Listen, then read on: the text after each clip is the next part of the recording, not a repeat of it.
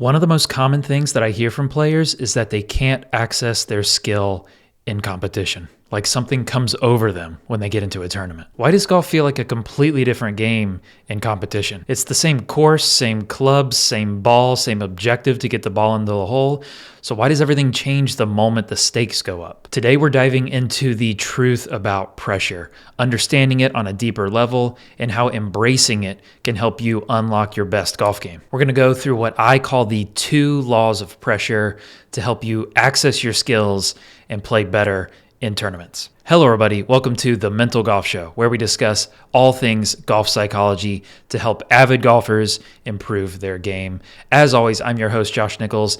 I've been playing high-level competitive golf for over 20 years, and I've been a golf psychology coach to players all over the world for over 5 years. So with that being said, I have experienced a lot of pressure in tournaments. So I feel pretty well equipped to discuss pressure, and I want to talk about some of the things that I've learned along the way, both through my experience and through reading psychology and learning different things. So without further ado, let's get into it. We've all heard the quote, there's golf, then there's tournament golf. Competitive golf is a whole different beast. We can all relate to that.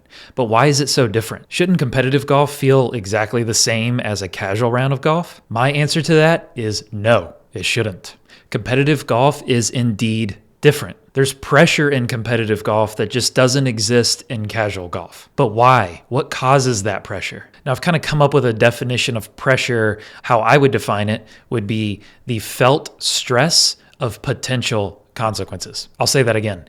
It's the felt stress of potential consequences. It's that feeling that we get when there are consequences that could happen to us. When you're playing a competitive round, there's built-in consequences. There's the good stuff that you could get, such as an award or, first place trophy, second place trophy, or higher up on the leaderboard, or better social standing, or good opinion from others about how good you are as a golfer. But there's also the negative consequences. There's the opposite of all those things. There's being lower on the leaderboard, being thought of as not a good golfer, or not getting the trophy or the award that you want. And that's where that pressure comes from. It comes from the potential good consequences that you want to get, and the tension between that and the potential of not getting those positive consequences, actually getting the opposite of those good consequences. So these consequences are where pressure comes from.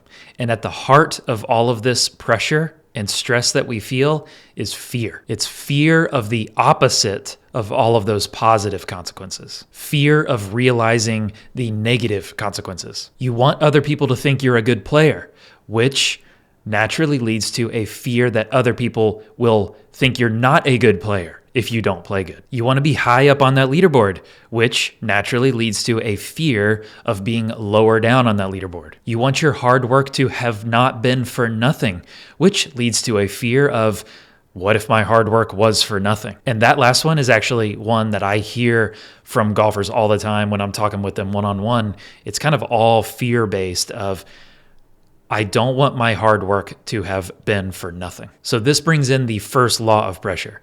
The more you want a good thing equals the more you fear the bad thing. There's an equal and opposite thing going here. The more you want this equals the less you want this. The more you want that good consequence equals the more you fear the negative consequence. Think about it. There would be no pressure if you didn't fear negative consequences. And there would be no negative consequences if you didn't care about getting any of those positive awards like first place trophy or high up on the leaderboard, or if you didn't care about other people's opinions. If none of those things mattered to you, then there would be no pressure. But that's of course not realistic, because that's why we sign up for tournaments. Why would you sign up for a tournament if you didn't care about getting those positive consequences? Why would you sign up for a tournament if you didn't care about getting that award or being higher up on the leaderboard, or even something as intrinsic as seeing your hard work pay off? The reason you're signing up is to go for something. Even if that something is really pure and intrinsically motivated, you're still going for something, which of course naturally brings in the potential of not getting that thing, getting the opposite of the thing that you want. And that's where the pressure comes from. That's where that felt stress of potential consequences come from. And this, I think, is a fork in the road where I think a lot of players start to go wrong. And it's where I used to go wrong.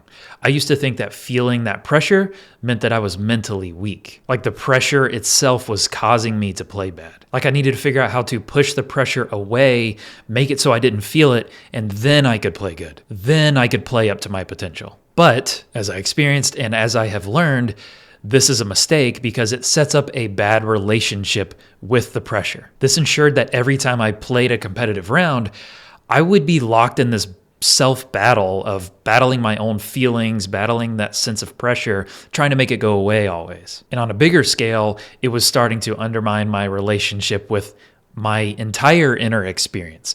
Every thought that I had started to become something that I was trying to push away. So every time I played, I was fighting two battles, not just one. Of course, I was fighting, the actual playing of the game, but I was also fighting myself at the same time. I was spending the entire round of golf fighting my own feelings, especially towards the beginning of rounds and towards the ends of rounds when the pressure felt stronger. I would feel that pressure, try to make it go away through some kind of breathing technique or making myself relax or distracting myself.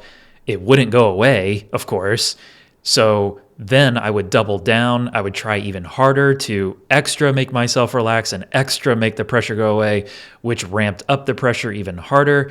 And it just ultimately ended in a spiral of overthinking and just overwhelming stress. Now, this obviously didn't work, and hopefully not, but you can probably attest to that. You can relate that this trying to make pressure go away doesn't work. It doesn't make the pressure go away, and often it increases the level of pressure. So what would be a better way to approach it?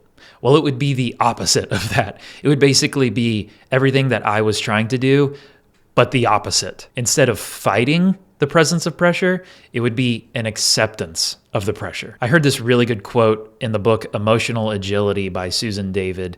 She said, "You can end the tug of war by dropping the rope." Basically, instead of fighting this war where you're pulling and tugging on the rope, maybe this war is not worth fighting. This tug of war is not worth fighting. So just drop the rope. Accept how things are as they are. You've also heard the phrase, pressure is a privilege. This is good psychology because it creates a good relationship with your inner feelings, thoughts, emotions. It allows you to feel the pressure and be okay with it. Embrace it. You might even seek it out. You might even play a tournament in order to feel the pressure. You sign up for a tournament in the hopes of experiencing that pressure. Remember, you wouldn't sign up for a tournament if you weren't going for something. That's why you sign up for a tournament. So when you sign up for a tournament, you want to seek out the reason why you experience pressure.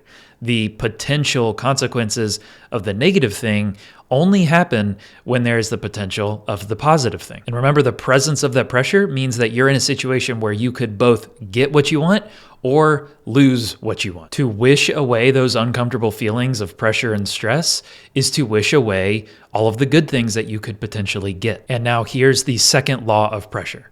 The more you accept the pressure, equals the less the pressure will affect you. The best way to play well under pressure is to love the feeling of pressure.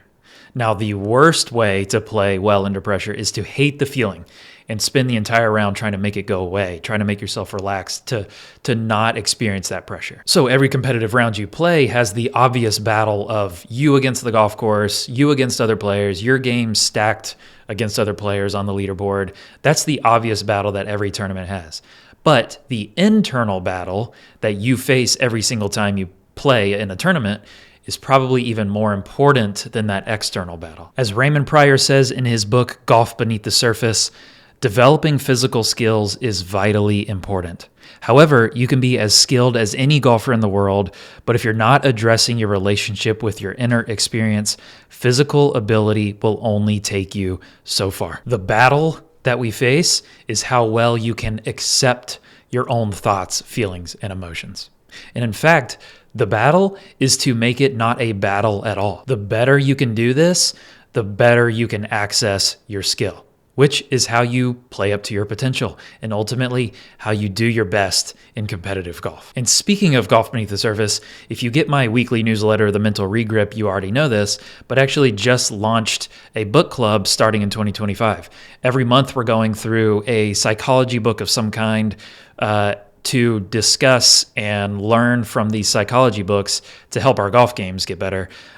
January's book is Golf Beneath the Surface, which has probably been the most influential maybe book in general, but certainly golf book that I've ever read. So that's what we're starting with in January. We actually opened up a exclusive Telegram group chat to discuss, and there's already almost 50 members in that Telegram group, which is unbelievable. I thought like 3 people would join. So if you want to join, the link to sign up for the newsletter, the Mental Regrip, which is where I'll be posting kind of weekly summaries of what I've read so far, but also to join the Telegram group. Those links will be in the show notes of this episode. And if you like this episode, you'd probably also like another episode of the Mental Golf Show titled How to Perform Well Under Pressure. I would imagine if you like this subject, you would also like that one. So if you're interested in any of the things that I've mentioned, the links will be in the show notes. All right, thanks again for joining the Mental Golf Show. Go subscribe on YouTube, Apple Podcasts, or Spotify. Leave us a review of the podcast. And most of all, thank you for your interest in golf psychology. I'm Josh Nichols, and I'll catch you guys next time. Play freely, everybody.